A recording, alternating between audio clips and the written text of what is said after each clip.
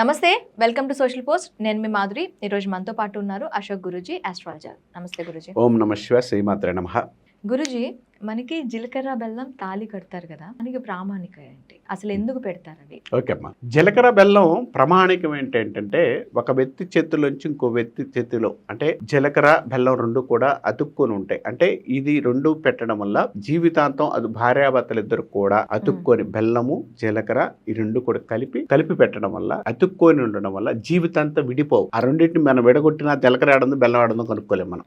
కాబట్టి అలానే వీళ్ళిద్దరు కూడా కలిసి ఉండాలని చెప్పేసి నెత్తిన బ్రహ్మరంధ్రం మీద ఎక్కడ పెట్టిస్తారు. ఇక్కడ ఎప్పుడైతే మనం పెట్టించడం వల్ల ఉందో వాళ్ళ యొక్క సప్తము, అంటే మనకున్న నాడీ వ్యవస్థ గాని, తర్వాత మనకున్న కంపల్సరీ ఆజ్ఞా చక్రం కానీ చక్రాలు కానీ యాక్టివేట్ అవడానికి అవకాశం ఉంటుంది. మన వాళ్ళు ఎంత పురాతనంగా, ఎంత పూర్వీకులు ఎంత గొప్పగా ఆలోచించారంటే ఈ చక్రాలు యాక్టివేట్ అవడానికి, ప్లస్ నీలో ఉన్న ఒక్కసారిగా మనిషి ఇక్కడ పెట్టినప్పుడు చక్రాలు యాక్టివేట్ అవుతాయి. యాక్టివేట్ అయ్యి నువ్వు హ్యాపీగా ఉండడానికి, ఆ శక్తిని పొందించడానికి ఆ జీలకర్ర బెల్లాన్ని ఆ టైంలో సైంటిఫిక్ గా కూడా చెప్తే 100% దానికి పెట్టిస్తారు.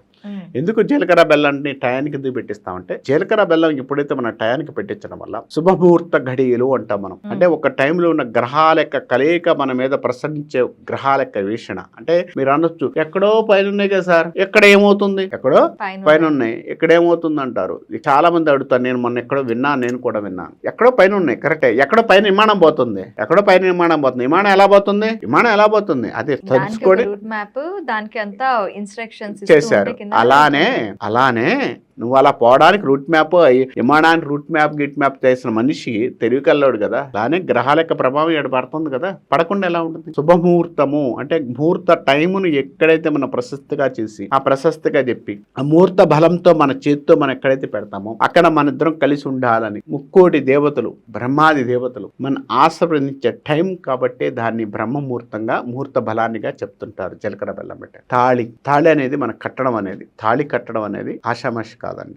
ఒక సినిమాలో చాలా మంచి సాంగ్ వచ్చింది, మురారి సినిమాలో ఏదో ఉంటుంది.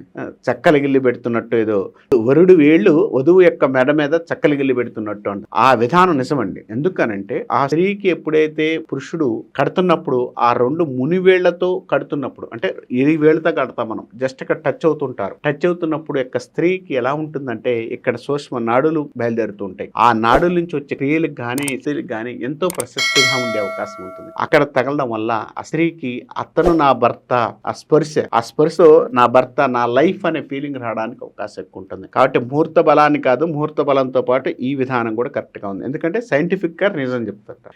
తర్వాత మీకు డాక్టర్ పరంగా చెప్పాలంటే వైద్యపరంగా చెప్తాను నేను. వైద్యపరంగా కూడా ఇక్కడ ఎప్పుడైతే నరాల్లో టచ్ అవుతాయో ఆటోమేటిక్ గా మనిషి ఆ స్పర్శకి తొందరగా భార్య గాని భర్త గాని లొంగిపోతారు అంటారు. కొంతమందికి అంటే చేపెట్టంగానే బాను పట్టుకోరా బాబు తగ్గిపోతారు అంటుంటారు. ఎందుకంటే ఆ స్పర్శ అనేది అంత గొప్పగా చెప్పడానికి, అంటే మనకి సూక్ష్మం ఇదే, ఎక్కడ కాదు. ఇక్కడ అసలు మన నరాస్ అన్ని ఇదే ఉంది. ఎడ పోస్తే ఇంకో 10-15 నిమిషాలు బతుకుతాం.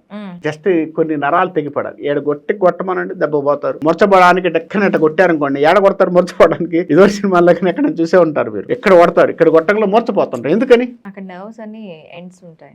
ఇది కూడా అంతే, సైంటిఫిక్ గా రీజన్ అండి. కాబట్టి మన వాళ్ళు ఎవరు పూర్వీకులు తప్పుగా పెట్టలేదు, మనం తప్పుగా అర్థం చేసుకుని తప్పుగా ప్రయత్నిస్తున్నాం తప్పితే జ్యోతిష్ శాస్త్ర ప్రకారం కానీ, తర్వాత తాళి కట్టే విధానంలో కానీ 100% ఆ టైంని కరెక్ట్ గా మనం చేసుకోగలిగితే 100% మంచిది.